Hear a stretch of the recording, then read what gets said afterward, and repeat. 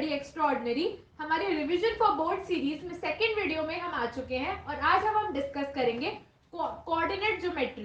Coordinate geometry एक बहुत ही scoring topic है क्लास 10 बोर्ड एग्जाम के लिए। बस इसमें आपको फॉर्मूलेज और कैलकुलेशन का 100% ध्यान रखना और आपके क्वेश्चन बहुत इजीली बन जाते हैं।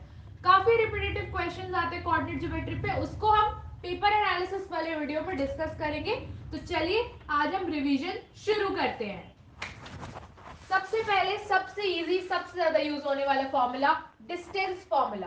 डिस्टेंस फॉर्मूला किसी भी दो पॉइंट P एंड Q के बीच का डिस्टेंस निकालने के लिए यूज होता है। पहले पॉइंट के कोऑर्डिनेट्स होंगे x1 y1 and second point के कोऑर्डिनेट होंगे x2 y2 और उनको आपको कैलकुलेट करना है। d is equal to x2 minus x1 का whole square plus y2 minus y1 का होल स्क्वायर और उसका टोटल आपको अंडर रूट निकालना है। अब यहाँ पर एक स्पेशल केस है जिस केस का आप यूज कर सकते हैं अपना टाइम बचाने के लिए या अपने क्वेश्चंस को चेक करने के लिए। अगर आपको किसी पॉइंट का डिस्टेंस पूछा गया फ्रॉम ओरिजिन, ओरिजिन इज 0 0, तो यानी आपका जो सेकंड पॉइंट है Q, उसका कोऑर्डिनेट हो गया 0 0। तो अगर अब आप उसको माइनस करोगे यहाँ पे तो आपका आंसर जो आ जाएगा वो आएगा X square plus Y square और उसका होल अंडर रूट। तो डिस्टेंस फॉर्मूला से रिलेटेड किस टाइप के क्वेश्चंस आ सकते हैं, उसमें बहुत सारे हमारे क्वाड्रिलेटरल रिलेटेड क्वेश्चंस भी आ सकते हैं। जैसे कि आपको दे दिए जाएंगे 4 पॉइंट्स और वो पूछेंगे कि ये स्क्वायर है या नहीं, या फिर आपको 2 पॉइंट्स दे दिए होंगे और हमसे पूछेंगे कि थर्ड पॉइंट ये होगा या ये, to make it a rectangle. तो इस टाइप के क्वेश्चंस के लिए आपको क्वाड्रिलेटरल की प्रॉपर्टीज आना बहुत जरूरी है। तो फॉर दैट मेरे पास कुछ शॉर्ट लिस्टेड प्रॉपर्टीज है, आप इनको रेफर कर सकते हैं। इन प्रॉपर्टीज को अगर आप अपने दिमाग में रखेंगे तो आपके लिए डिस्टेंस फॉर्मूला रिलेटेड कोई भी क्वेश्चन डिफिकल्ट नहीं होगा। पहली प्रॉपर्टी है हमारी रेक्टेंगल की। अगर आपसे कभी भी रेक्टेंगल पूछा जाए बताने के लिए इन गिवन पॉइंट्स, तो सबसे पहले आप ऑपोजिट साइड्स को इक्वल प्रूव करेंगे and then also check the length of diagonals, क्योंकि ऑपोजिट साइड्स भी इक्वल होती है, डायगोनल्स भी इक्वल होते हैं in a rectangle. Now for the square, sides सारी इक्वल होंगी एंड डायगोनल्स इक्वल होंगे। अब इन्हीं दोनों में अगर आपको कंफ्यूजन है कि ये रेक्टेंगल है या पैरेललोग्राम, तो सबसे इंपॉर्टेंट पॉइंट यहाँ पे डायगोनल का आ जाता है। Same for square and rhombus, इन दोनों में भी डायगोनल इक्वल नहीं होते हैं रोम्बस और पैरेललोग्राम में, बट रेक्टेंगल एंड स्क्वायर में डायगोनल इक्वल होते हैं। बाकी अगर आप अपने दिमाग में ये फिगर बिठाना चाहते हैं कि भाई रोम्बस कैसा होता है, रेक्टेंगल, तो आप देखिए जो स्क्वायर होता है ना उसको आप धक्का दे दो तो जो आपका एक टेढ़ी टेढ़ी लाइंस बनेगी ना, जो फिगर बनेगा वही आपका रोम्बस होगा, क्योंकि रोम्बस की भी चारों साइड्स इक्वल होती है बट डायगोनल इक्वल नहीं होते। एंड सेम फॉर रेक्टेंगल, आप रेक्टेंगल को धक्का देंगे तो आपका पैरेललोग्राम बन जाएगा बट डायगोनल्स इक्वल नहीं होंगे। So these are the 4 major quadrilateral related questions जो आ सकते हैं।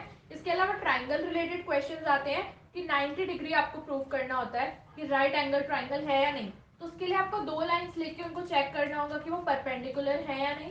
उसके अलावा आपके पास क्वेश्चन आ सकता है कोलिनियरिटी टेस्ट करने का, कि कोलिनियर है या नहीं। तो उसके लिए आपके पास 2 मेथड्स है, मैं आपको दोनों बताऊंगी। तो कोलिनियरिटी क्या होता है? कोलिनियरिटी मतलब कि जो भी मेरे गिवन पॉइंट्स हैं वो एक सिंगल स्ट्रेट लाइन पर आ रहे हैं। यानी कि अगर ये मेरा ग्राफ है और ये A B C D 4 points हैं ये मेरे, तो क्या ये कोलिनियर है? नहीं, चारों पॉइंट्स नहीं है, लेकिन ए बी एक स्ट्रेट लाइन पे आ रहे हैं तो ये दोनों कोलिनियर है।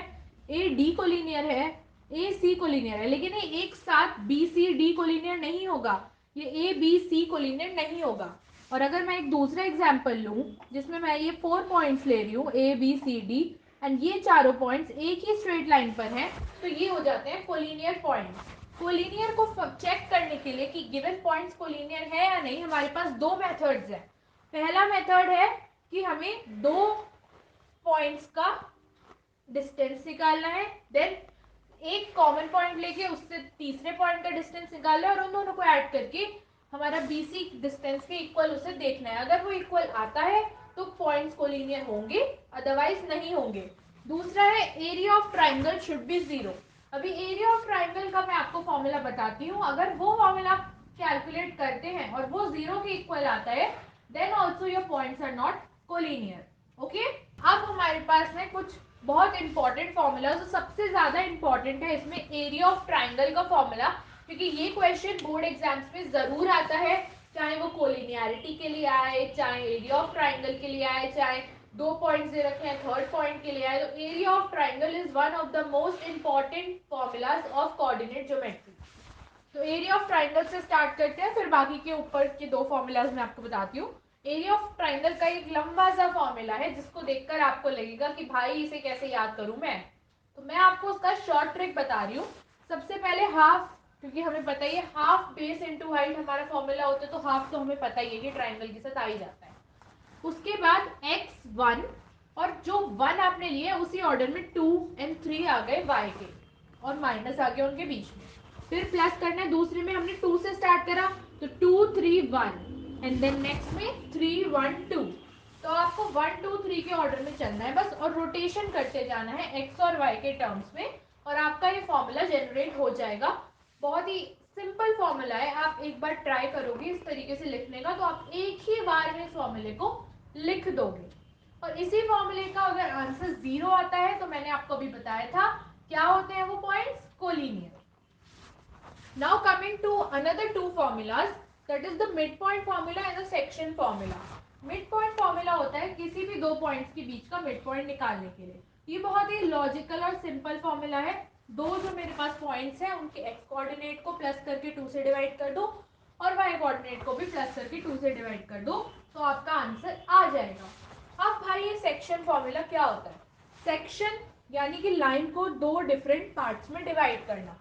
अब डिवाइड किस बेसिस पे कर रहे हैं हम यहाँ पे? रेशियो के बेसिस पे कर रहे हैं, जैसे 2:1 के रेशियो में, 3:2 के रेशियो में। तो ये जो हमारे m एंड n वैल्यूज है, ये है आपका रेशियो। यानी अगर मेरा रेशियो है 2:1, देन m की वैल्यू है 2 एंड n की वैल्यू है 1, और बाकी x1 एंड y1 या x2 एंड y2 ये हमारे दोनों पॉइंट्स के कोऑर्डिनेट है, वो आप यहाँ पे रख दोगे।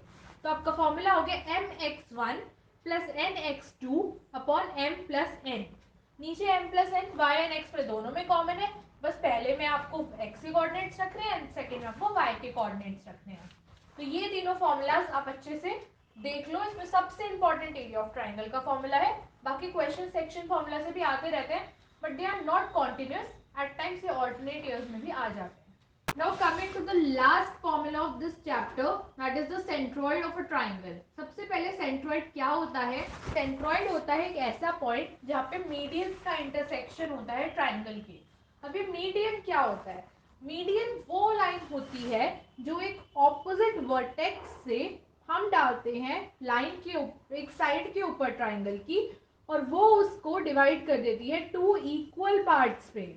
यानी यहाँ से अगर हमने ए से एक लाइन ड्रॉ करी है ए डी, और ये ए डी जो है हमारे बी सी को 2 इक्वल पार्ट्स में डिवाइड कर रही है, ऐसी ही लाइंस हम बी से भी डाल सकते हैं और सी से भी डाल सकते हैं, और जिस पॉइंट पे ये तीनों लाइंस मीट करती हैं वो पॉइंट होता है सेंट्रॉइड। इसका फॉर्मूला बहुत इजी है, x1 plus x2 plus x3 upon 3 and y1 plus y2 plus y3 upon 3।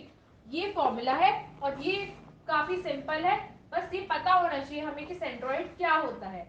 Formula आपके सामने है। तो with this your chapter revision is complete.